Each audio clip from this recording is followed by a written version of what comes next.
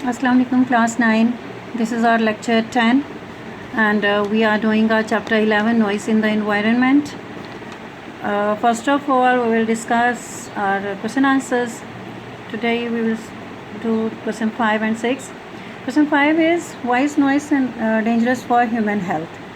हमने different factors contributors पढ़ लिए हैं प्रीवियस क्वेश्चंस में, और अब हमने देख रहे हैं कि ये जो कंट्रीब्यूटर्स है, जो नॉइज़ पोल्यूशन क्रिएट होता है, उसका इफ़ेक्ट क्या है ह्यूमन हेल्थ पर, इंसानी सेहत पर उसका असर क्या होता है.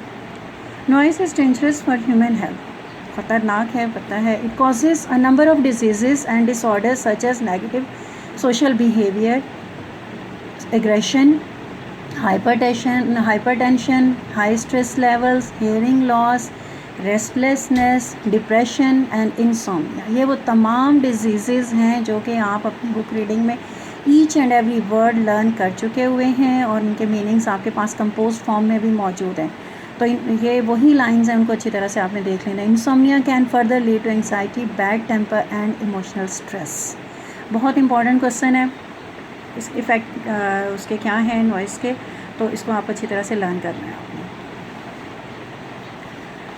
नेक्स्ट क्वेश्चन है, व्हाट काइंड ऑफ प्रिकॉशंस में reduce noise coming from electronic devices. Electronic devices मैंने आपको बताया था कि इलेक्ट्रॉनिक्स के बगैर तो लाइफ इमेजिन भी नहीं हम कर सकते. जो हमारी करंट प्रेजेंट लाइफ है, ये हमारी लाइफ का पार्ट एंड पार्सल है और उसके बगैर हमारा सर्वाइवल मुमकिन ही नहीं लगता. अब अगर हम सोचें तो आपको लगता है कि आप किसी भी इक्विपमेंट के बगैर गुजार सकते हो, बैक टू नेचर का इमेजिन कर सकते हो? मेरा ख़्याल है मुश्किल है. तो इसलिए फिर बेहतर ये है कि हर चीज़ का अच्छे तरीके से इस्तेमाल करो, उसका केयरलेस यूज़ ना हो. अब हम देखते हैं कि कौन सी प्रिकॉशंस हैं, जो कि कौन से प्रिकॉशन ऐसे मैयर्स हैं जो हमें लेने चाहिए जिसकी वजह से हमारी लाइफ जो है वो कंफर्टेबल भी हो, उसमें सहूलतें भी हमें मिलें इन सारी इलेक्ट्रॉनिक्स की, लेकिन उसके साथ ही साथ हम उसके जो साइड इफ़ेक्ट्स हैं उनसे भी महफूज रह सकें. तो देखते हैं हम कि क्या है. प्रिकॉशंस विच में reduce noise coming from electronic devices are as follow. वो ये हैं, मंदरजा ज़ैन है. Avoid careless frequent and unnecessary use of them. हर चीज़ के जो excess of everything is bad, तो एक्सेस से बचें आप. हर चीज़ का जो बेहतर इस्तेमाल है वो करें, जो ज़रूरी इस्तेमाल है वो करें. दूसरा क्या है, strictly prohibit use of mobile phones in offices, hospitals and academic institutions और keep them on silent mode. ये है कि जब ज़रूरत हो, जहाँ पर ज़रूरत हो इस्तेमाल करें, और अदरवाइज़ ऐसी जगहों पे जहाँ पर खामोशी होना रहना चाहिए वहाँ पे उसको खामोशी के मोड पर रखें, साइलेंट रखें. Loud volume of music system, TV and radio should be prohibited. पहले जो हमने रीज़न्स पढ़े हैं, उनके कंट्रीब्यूटर्स पढ़े हैं, उसी को ही देखना है आपने कि उसको केयरलेस यूज़ से अवॉइड करना है. And the last point is the residential societies should also check unnecessary noise producing agents.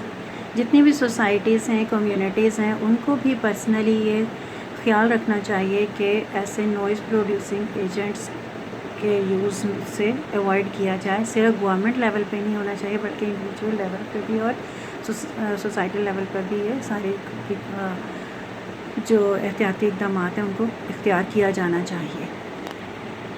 Yes, class 9, this is our lecture 10 and we are going to discuss our word sentences. These are the additional sentences.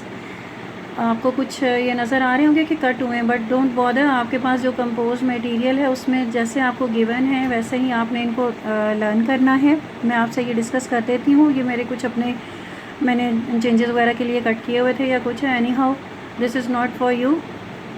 First word is discomfort. Discomfort क्या होती है? बेचैनी, बेसुकूनी, बेआरामी. Noisy environment causes discomfort to everyone. Noisy environment causes discomfort to everyone. ज़ाहिर है कि शोर तो हर एक को बुरा लगता है, तो हर एक के लिए वो परेशानी का बायस होता है. न्यूसेंस क्या होती है? नागवार चीज़, बुरी लगने वाली. The unwarranted honking by the drivers is a nuisance. Acceptable काबिल कबूल. Sounds beyond a certain limit are not acceptable. ये भी है. और आप एक और सेंटेंस मैं आपको बोल देती हूँ, आप ये लिख लीजिएगा. Your non serious behaviour is not acceptable in the class. Your non serious behaviour is not acceptable in the class, या your non-serious behavior in the class is not acceptable. दोनों तरह से आप इसको कह सकते हैं. Your non-serious behavior in the class is not acceptable.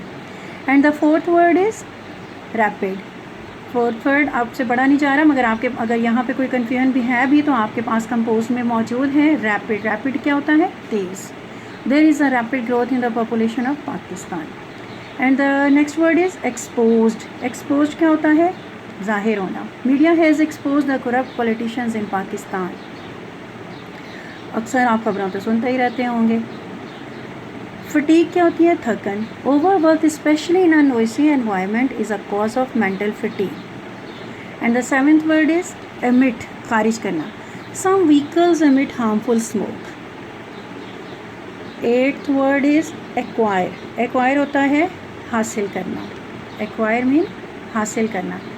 Everyone needs to acquire education for the development of the country. Yes, the next word is civic. Civic होती है शहरी. गाड़ी का नहीं कह रही हूँ मैं. We should develop some civic sense and responsibility for the progress of our country. Dire. Dire होता है शदीद, बहुत ज़्यादा. There is a dire need to improve our educational system.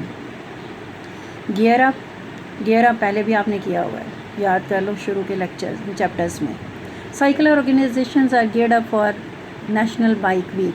Same sentence है ताकि आप लोगों के लिए कोई कन्फ्यूजन ना हो. एक्सपेडाइट. एक्सपेडाइट होता है तेज़ी से काम करना या जल्द अंजाम देना, तेज़ काम ख़त्म करना. We must do more in field of education to expedite the development of our country. Next is grilling. Grilling की जगह पे आप यहाँ पे एक वर्ड लिख लें कंस्ट्रक्शन. सेंटेंस आपका सेम रहेगा, सिर्फ आपने अंडरलाइन कर लेना है. ग्रिलिंग को रिप्लेस कर देना है वर्ड को किससे? कंस्ट्रक्शन से. Equipments used eight construction sites produce tough grilling and piercing sound.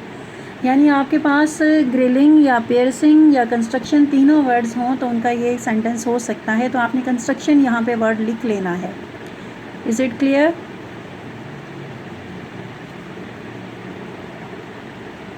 Learn plus right each and everything.